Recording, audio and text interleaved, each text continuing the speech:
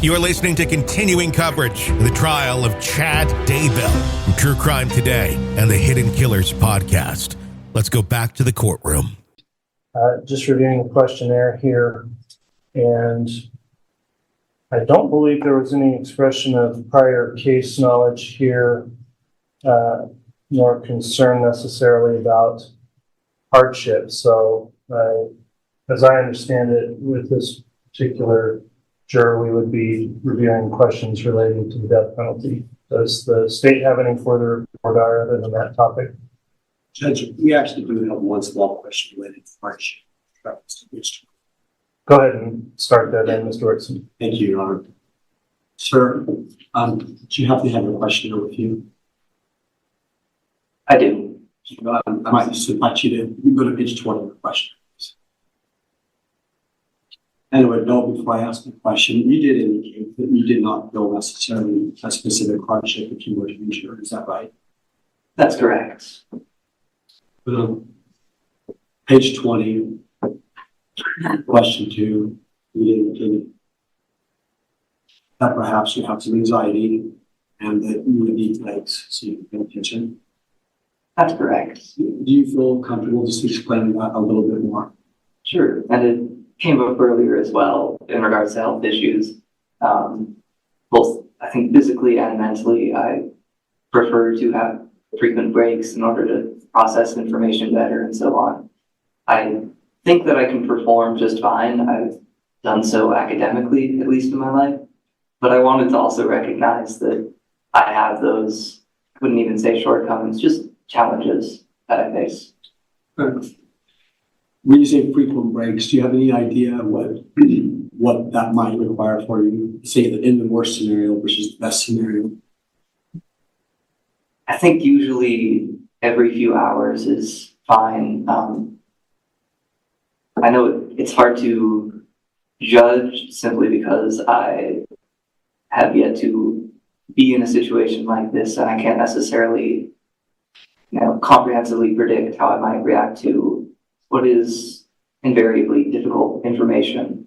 But I think that the structure of at least what I've experienced so far is manageable. So then just as a final question, in your estimation, as you sit there today, you do believe that even though there'll be perhaps even distressing photos or graphic things that may cause some additional anxiety, you do feel like you can manage that and work it through that serve if you're chosen. Is that correct? That's correct. Thank you for answering the questions. Judge, I don't have any more questions. Nothing, Judge. Okay, thank you.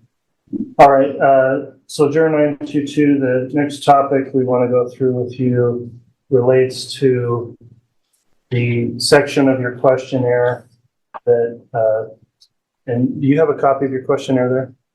Yes. All right, we're on page 12, and that's the section 5 of the questionnaire, attitudes regarding the death penalty. Do you recall going through these questions last week and answering them? I do, but may I make an amendment? Is that? Yeah, I saw, I think I know where you're going with this, but tell me what you intend to change or correct on your responses, if you would. It was more so at the time I was operating with the understanding that process was sort of one fell swoop. And you may correct me if this is incorrect, but it seems that it is the first responsibility of the jury to determine a guilty or not guilty verdict based on the evidence, and then to decide the charges. In general terms, I think you're accurately tracking the legal process that would occur in this case, yes.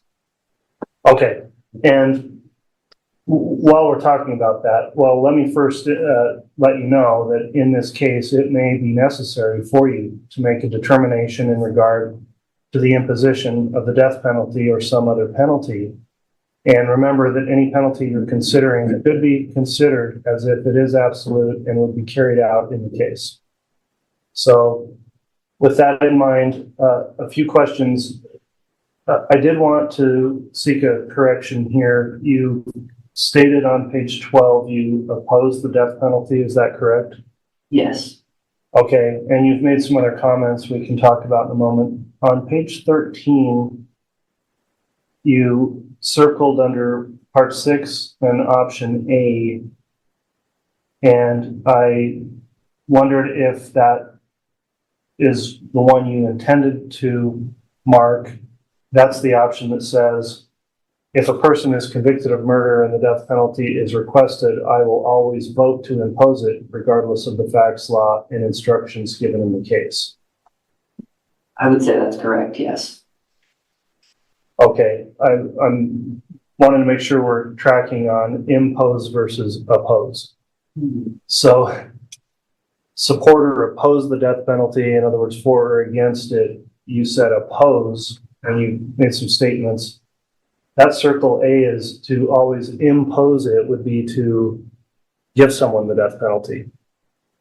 I see where you're going now, and I did indeed circle the wrong option, just based off of an oversight in wording. Okay, and I understand where that occurred, and again, I'm not trying to influence or have you change that. It's just a diametrically opposed view there.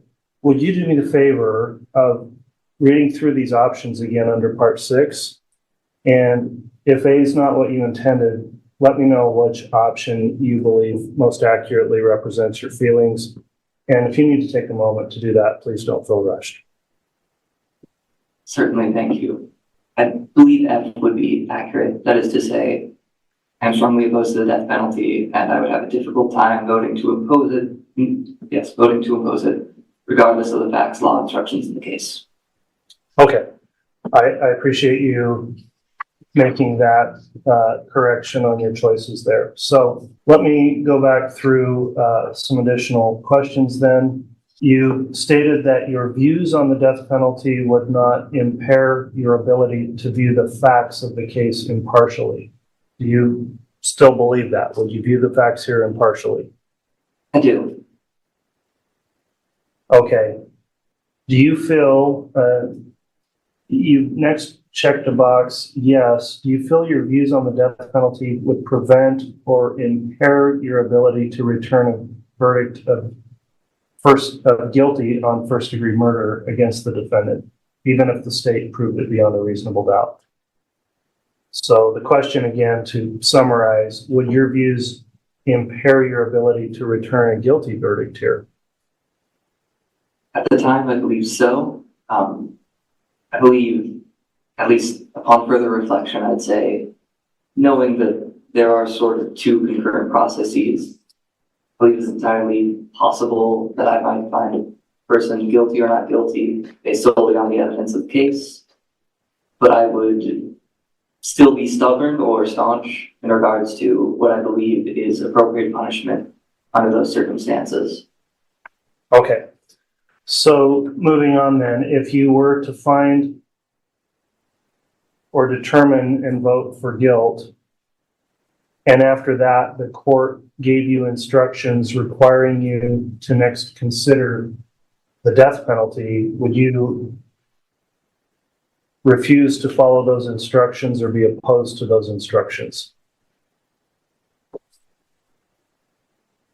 I believe I could follow those instructions fairly, but I also still feel that my moral position is more sort of irrelevant to the facts of the case, that it applies in all circumstances, and so it would be difficult to reconcile that with the consideration of the case at hand.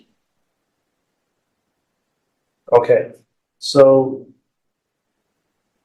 given your feelings then, even if you didn't morally agree with it or want to do it, if I gave you instructions that the law said you had to consider it, would you follow the instructions and allow those instructions to supersede your own personal views on this?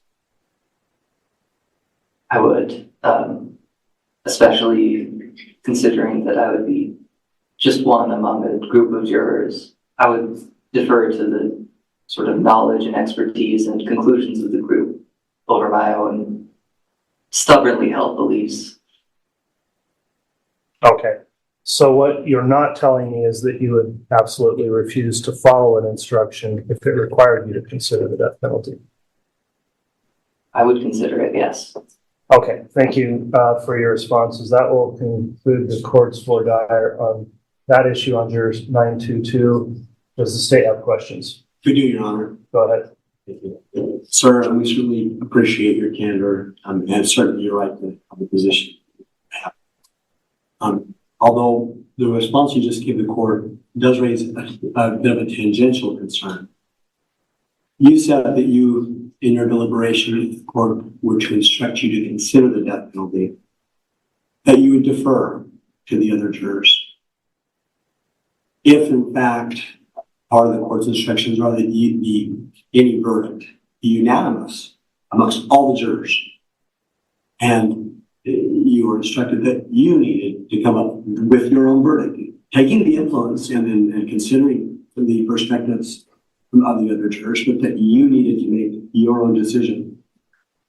Is that something that you still feel like you could do? Could you make your own decision, follow an instruction, and if actually appropriate, impose the death? I believe I could. I believe it would also be, of course, strongly influenced invariably by the beliefs I hold now, but I believe I could. When you say strongly influenced by the beliefs you hold now, perhaps could you flesh that out a bit more? Could you explain that some more? Sure. I feel opposed to the death penalty in all cases, and so it is difficult for me to imagine trying to put myself in the shoes of someone who would consider it fairly to say that there are circumstances where the death penalty ought to be applied. Is it fair to say then you have some doubt, even though you would be willing, you would have some doubt that you could actually do that? You could actually set that aside and consider instruction. Is that fair? I think if I'm being fair and honest with myself, yes. Thank you, sir. However, based on this, and I do appreciate the juror's candor and his honesty, I think he's going to be very honest. But I do also think that he has a very strong opposition to the death penalty. He's included it multiple times in his questionnaire. It's that today. I think he's trying to listen to the court and potential instructions, but he just told us that he's not confident that he can actually set this aside. And I think based upon that, he ought to be excused for cause based on this issue, Judge. All right, Mr. Pryor, I'll allow some voir dire on the topic first. Sir, I heard it a little differently. I heard that you'd be able to follow the court's instructions. Is that correct? I believe I could, yes. Okay, regardless of what those instructions are, right? Yes, and also with consideration that the instructions are or will be in the case of a guilty verdict to consider the death penalty. And please don't allow me words in your mouth. Just let me walk through this. I think you correctly identified, and the court recognized that. You recognized the first part of the process is determine whether there is guilt or innocence. But once the guilt or innocence is determined, then let's assume that there's a guilty verdict. That's not to imply anything with Chad, but let's assume there is a guilty verdict. At that point, the next process is for you to weigh whether you would vote for life in prison or whether you would impose the death penalty. And what I'm hearing from you is that you, although you feel very strongly and you have strong convictions against the death penalty, you will still follow this court's instructions, and you will honestly and faithfully follow the court's instructions and consider both, even though you hold these strong feelings. Is that fair? Yes. Judge, I That's fair. Thank you. All right, the court's considered these responses from the juror. Thank you for your candor in discussing the topic.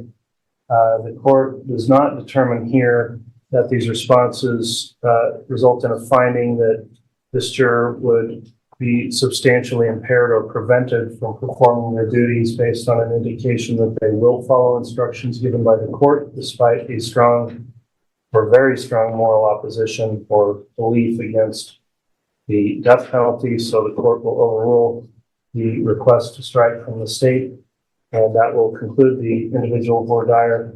for juror 922. So the bailiff will take you back to the jury room. We'll get through the rest of our jurors and give you further instructions before you're released today. Thank you.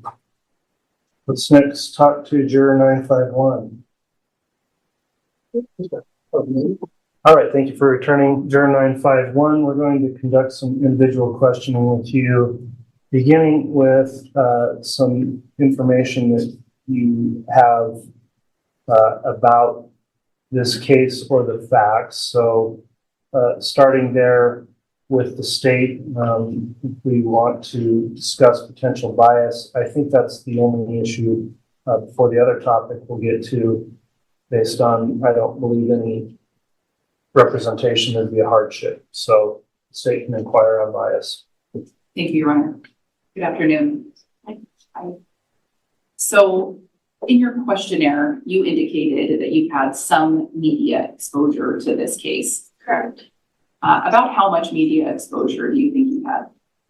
When the case had eventually first started, a lot. To be completely honest, 100% a lot. Once it died down for a little bit, my thoughts died down. But after I had started my job with IDOC, it had gotten brought up multiple times. So you had some conversations at work about it. Yes, not like me individually having a conversation, but like hearing others talk about it. And so you hear people talk, and then you have your own thoughts that conclusion to your head. Just out of curiosity, what were your thoughts at the time? I am a very forward person, and so I'm the type of person that I want to know the facts, and I want to see evidence, and I want to know the whole picture before I put pieces together to come up with a solution or the answer. Sure. So did you form an opinion about the case and who might have done what?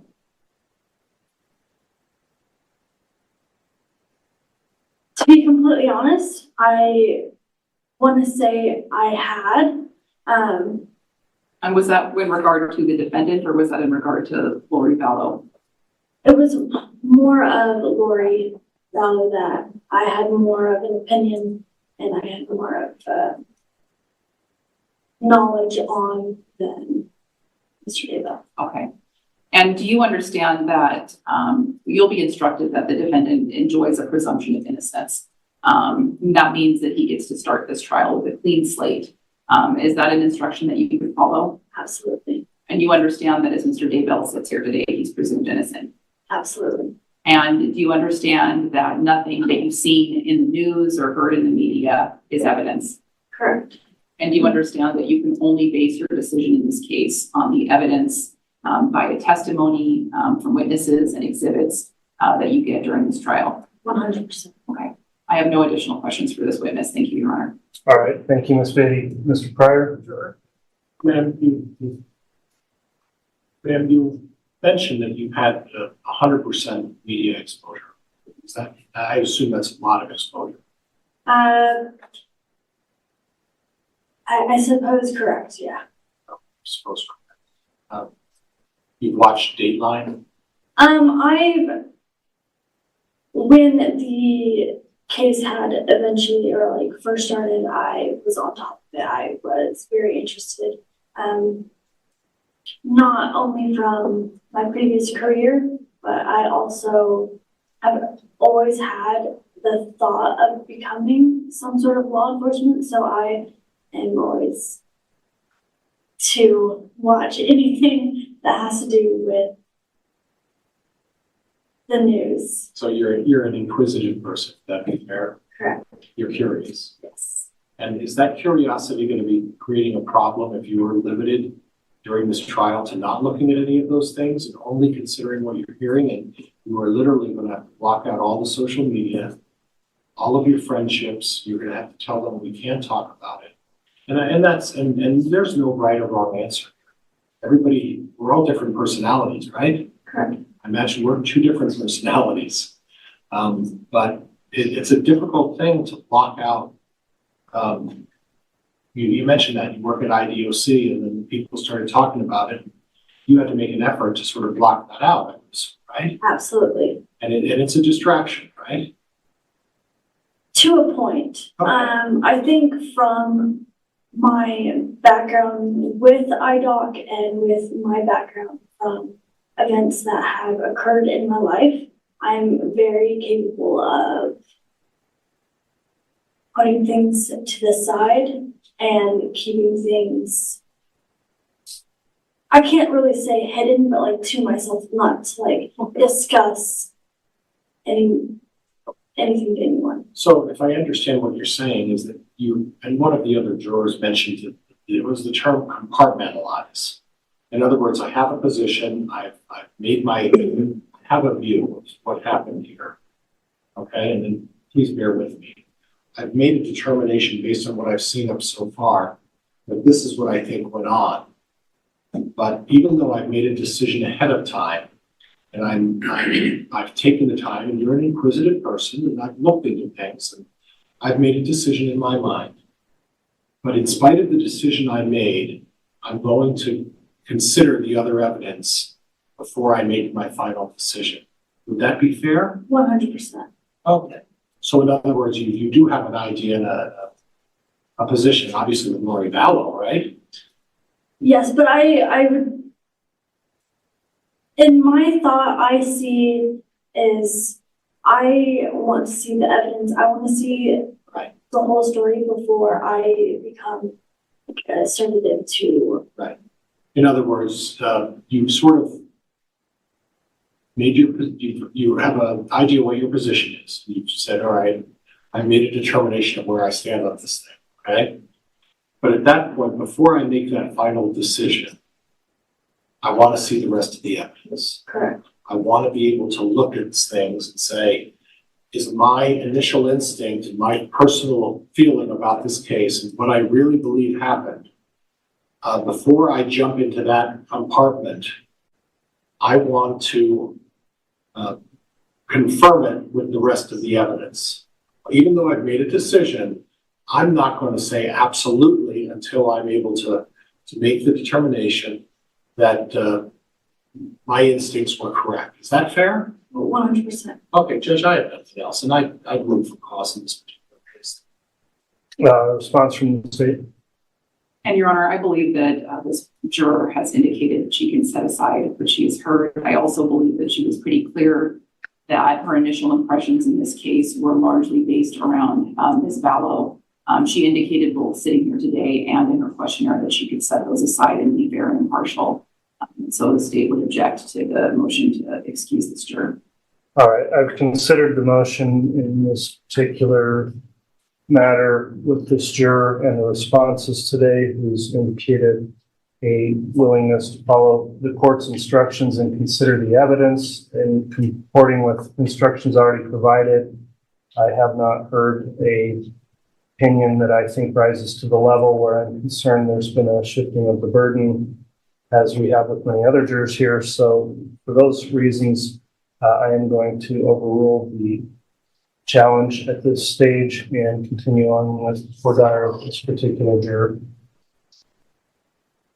All right, at this time then, juror 951, the next topic we're going to discuss is the section of your questionnaire that's entitled Attitudes Regarding the Death Penalty.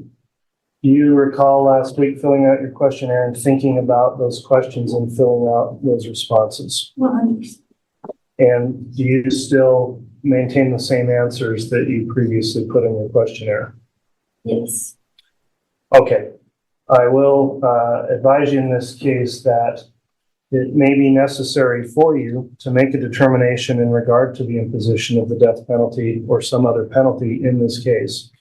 Remember, any penalty you're considering should be done as if it is absolute and carried out in this case. So with that in mind, I will first just reviewing your questionnaire, see that you checked the box saying you would support the death penalty, and you also said you strongly agree with the death penalty. Is that your belief here today? 100%. Okay. You were given a series of choices about what accurately represents the way you feel about it. You checked an option under 6B, and you said, I am strongly in favor of the death penalty and would have a difficult time voting against it, regardless of the facts, law, and instructions in the case. Do you recall selecting that option? Okay, so knowing that you support the death penalty, the next question I'm going to have, and it relates back to that answer, is do you believe that the death penalty should be considered or given in every case where a murder's been committed? No. All right, in your mind, when would it not be appropriate to be considered? In my belief, it's more of trying to figure out the best words. For somebody to perform an act of murder, I believe that not only, like, to some degree, they should receive the death penalty, but then at some point, they should have the, like, life to imprisonment to where they have the, like, they have the thought process of what they did and what they have to suffer. And family members to the victim what they have to suffer.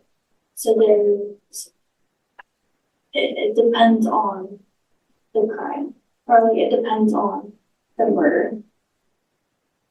Okay.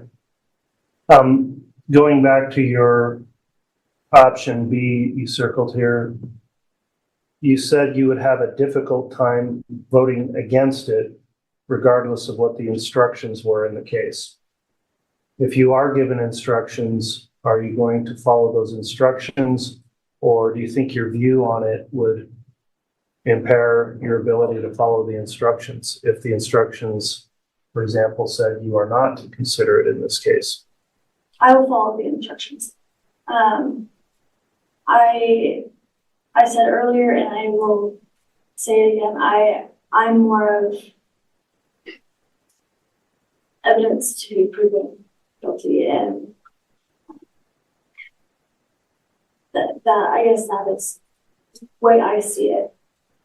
Okay, and if part of your duty as a juror is to not only determine guilt or innocence based on evidence, if then you are required to consider punishment in this case, and you're given specific instructions about how to do that, including options that may or may not result in the death penalty being imposed, will you follow those instructions? Yes.